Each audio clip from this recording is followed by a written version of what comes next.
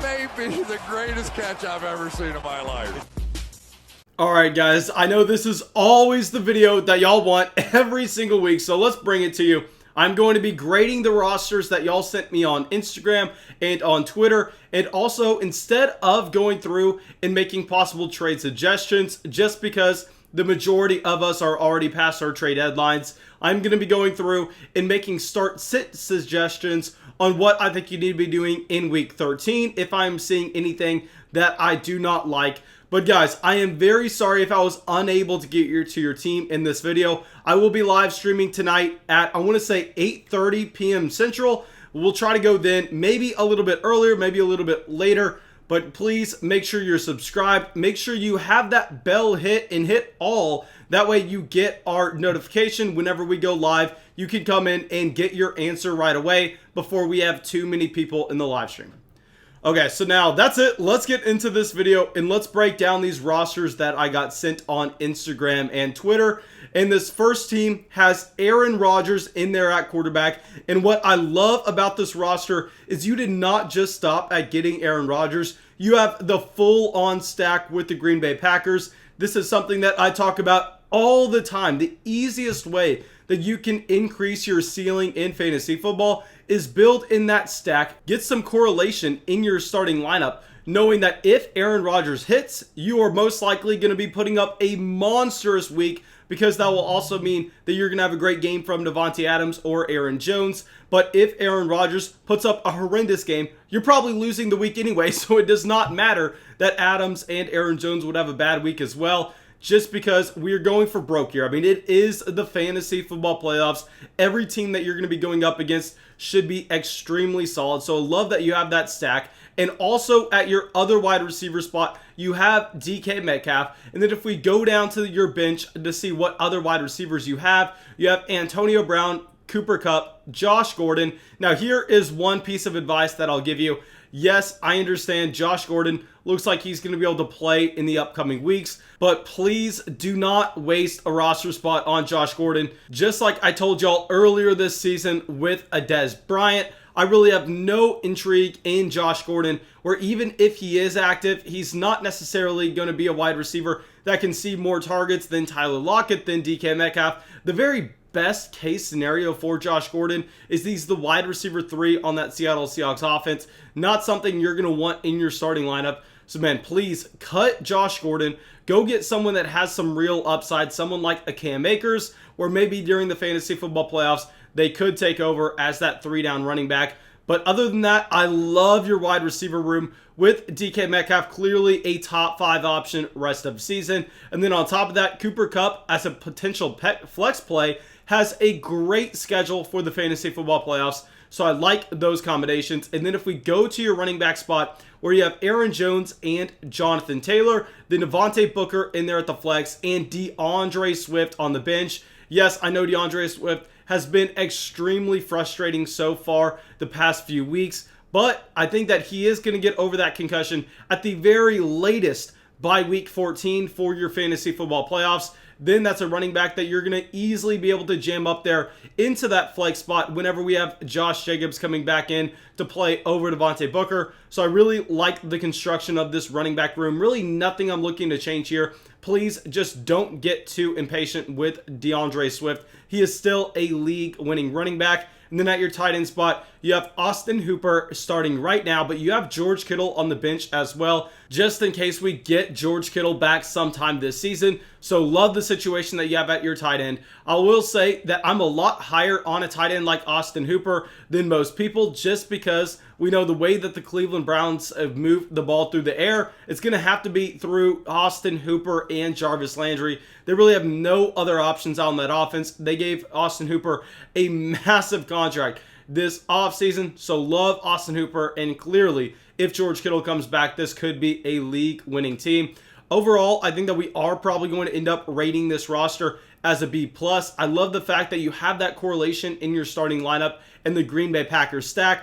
But here, go down to your bench, please drop Josh Gordon off and try to get someone who has a little bit more upside. All right. So now let's get to our next roster. Someone else who has a built-in stack, which I love. And this roster is going to be headlined with Kyler Murray in at quarterback. And then if you look down there at the wide receiver position, they have DeAndre Hopkins and also Tyler Lockett. Both wide receivers, I think people are really overreacting on based on the fact that they have not had that consistent high-end production over the past month. Guys, please take a step back. Look at points per game. Look at it when it's all going to average out at the end of the season. Both of these options are still easily wide receiver ones, in my opinion. Love having that, especially with the correlation between Kyler Murray and DeAndre Hopkins. Now, if we go down and we see Deontay Johnson in at your flex, I think he is safely the wide receiver one for the Pittsburgh Steelers in 2020. And then you also have Deebo Samuel on your bench, someone that's coming on strong. Love the wide receiver room. And then if we go to the running backs, yes, it looks gross in the starting lineup, in my opinion, for this 1 week in particular with Raheem Mostert and Devontae Booker. But go down to the bench and you see you do have Josh Jacobs, DeAndre Swift, and Kareem Hunt. So clearly, whenever you have Jacobs and DeAndre Swift back, they are going to be your running back 1 and running back 2.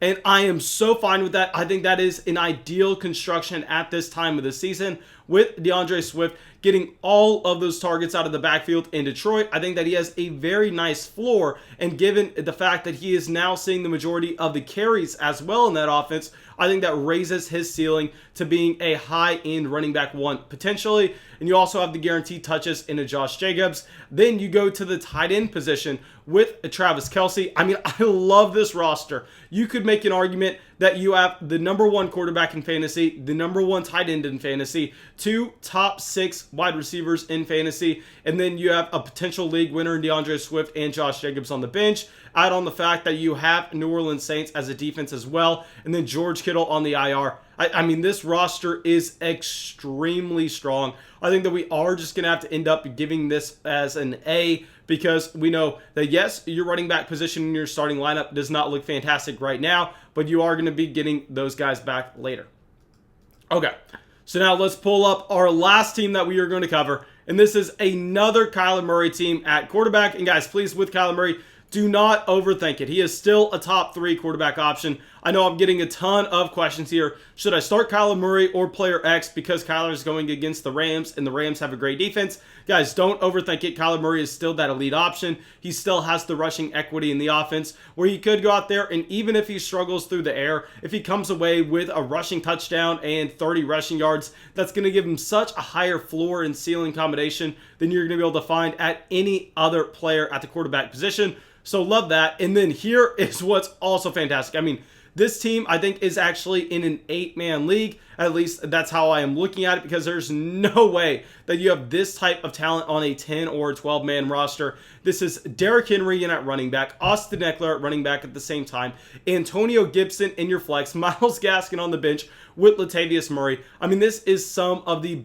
best running back plays for the fantasy football playoffs in Derrick Henry and Austin Eckler. Y'all know that I actually have Derrick Henry, just like we had him last week, as our running back 1 rest of season, given the amount of volume that he's getting in his offense, and also the fact that he has a fantastic schedule for the fantasy football playoffs. And now we are getting that exact same thing with an Austin Eckler, who this past week saw 16 targets for the Los Angeles Chargers, matching his career high in touches. I mean, I have Austin Eckler as our #3 running back rest of season. Love both of those plays, and clearly I don't think anybody's going to argue against the fact that Antonio Gibson currently looks like a league-winning running back in fantasy football. Then what's nasty and what makes me think that this is not a 10 or a 12-man league is if we go to your wide receiver position, you also have Keenan Allen and Tyreek Hill with Tyler Lockett on the bench. I mean, absolutely fantastic. If I was going to give you one piece of advice, it would be for this 1 week in particular,